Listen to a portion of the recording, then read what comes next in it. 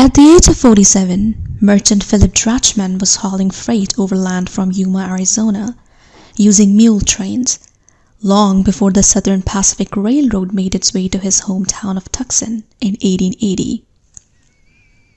In its December 30, 1877 edition, the Prescot Courier referred to the establishment of what his business partner Isaac Goldberg dubbed the first bar in Prescott.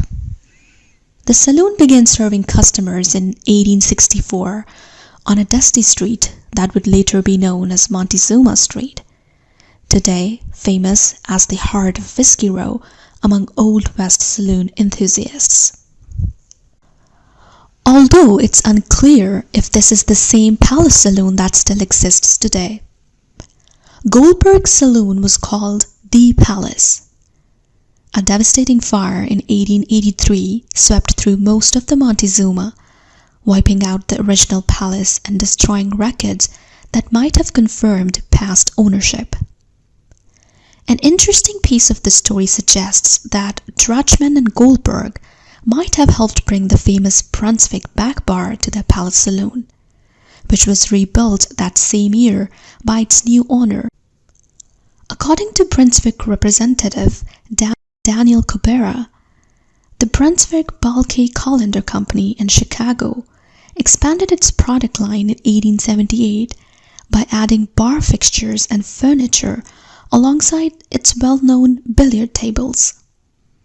The company continued producing its iconic back bars until around 1912, just before Prohibition began.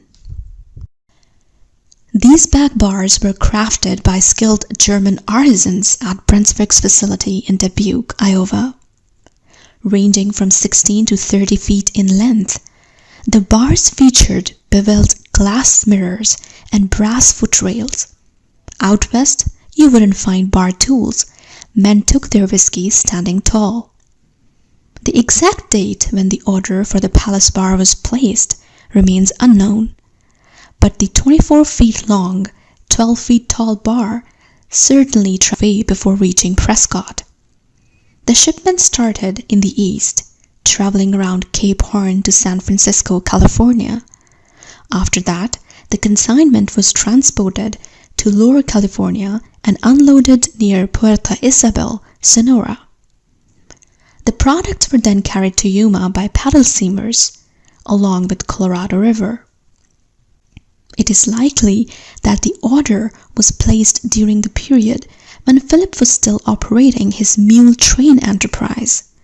Yuma served as the loading point where Philip would have transferred the freight onto his mule team, commonly called Arizona schooners at the time, and hauled it onward to Tucson and other northern destinations. Philip and Isaac had set up their store in Tucson back in 1870, and they have also provided goods to residents of Prescott.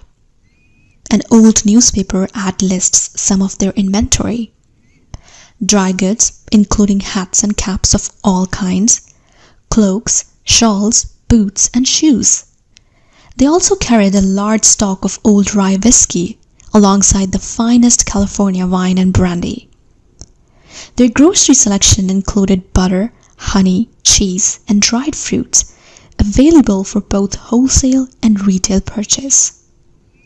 That rye whiskey, along with the California wine and brandy, was probably enjoyed by customers at the Palace and other saloons along Whiskey Row. When the Southern Pacific Railroad arrived in Tucson in 1880, Philip realized his days hauling freight were coming to an end. In 1881, he changed course and opened the post office exchange bar of Church Street and Congress Street. But before he retired, did Philip deliver the bar? It's probable that the bar survived the fire and was installed in the freshly restored palace after his partner Isaac bought it for the Palace Saloon. There have been stranger incidents in the Old West. Brunswick has no record of the Prescott order, having lost documents in the first Great Chicago Fire of 1871 and later in a century-old flood in Virginia where some business files had been restored to protect them from previous disasters. If the back bar was ordered by the new owner, Robert Brow, it likely took a different path, shipped to the railroad terminal in Tucson, then hauled by mule-drawn wagons over rough trails up to Prescot. Either way, we owe the mules for helping deliver the classic bar that still welcomes drinks today. We also owe a debt to the tough folks of Prescot. The palace didn't just suffer a fire on the 4th of July in 1883. It was also gutted by another blaze in 1900. When the fire struck, patrons carried the bar across the street to the plaza, along with the drinks they managed to save. They threw a big party right there on the plaza until the flames finally died down. That sturdy oak bar with its cherry top had come too far to be destroyed, and the people of Prescot weren't about to let it go up in smoke. Bob Brow wasn't alone in this effort. He joined forces with Ben M. Bletcher and Barney Smith, who owned the Cabinet Saloon, which also burned down. Together, the three rebuilt it the finest in the Prescot. Thanks to their hard work, the palace stands today as Arizona's oldest surviving frontier saloon.